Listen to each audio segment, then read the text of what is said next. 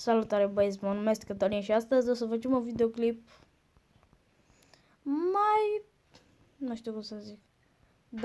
Dau mașini, îmi pare rău că s-a auzit așa. Dau mașini gratis pe car parking. Nu știu cum să fac live. Îmi lăsați și voi o aplicație Mr. Bean. Avem și Mr. Bean. Așa, avem și asta. Asta nu, asta. Și eu le dau. N-am ce să fac cu ele. Îmi lăsați un mesaj în comentarii dacă le vreți. Dacă nu, uitați, așa, știu, papa. Așa, uitați și asta, X6-le.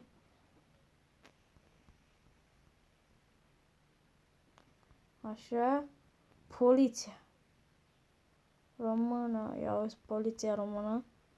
O dau și pe asta. Pe asta o dau. Și pe asta, băieți. Spuneți în comentarii dacă vreți. Eu am mai multe mașini aici. Ăsta nu este contul meu. Că eu am altcom mai șmecher. Și nu vreau să-l arăt. Ia uitați. Nebunie de mașini. Le dau la vreo 5 oameni, dar să vă trimiteți și mie în comentarii cum să fac și eu să-mi instalez o aplicație, să-mi fac, uitați, să fac live pe YouTube, că nu știu. N-am făcut în viața mea, mâncați.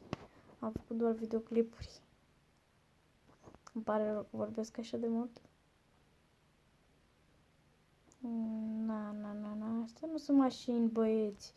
Uitați și mașina asta.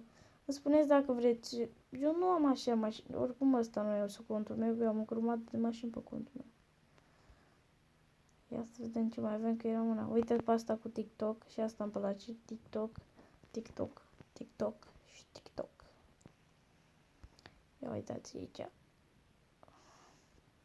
Mașină. Smart ăsta, nu i-am făcut nimic la el, e jale cu el. Ia uitați pe asta. E neagră cioi. Și uite ce Lamborghini ăsta este. Este și el, este asta, nu. Nu știu ce mașină să mai vă arăt. Uitați, asta este crom. Bine, eu o să mai fac dacă voi vreți. Eu o să mai fac. Uitați și ăsta mie îmi place cel mai mult. Ia ce scrie pe spate, că nici mă uit dacă nu e contul meu. Mi l-a dat un băiat și a zis, ia mă culește, și eu l-am luat. Asta cu Pitbull. Asta da, șmecher. Să vedem ce mașini mai avem. Uitați și pe asta și cam atât cu acest videoclip. Dacă m-am încurcat, băieți, nu sunt ca youtuberii ceilalți să vorbesc de rap.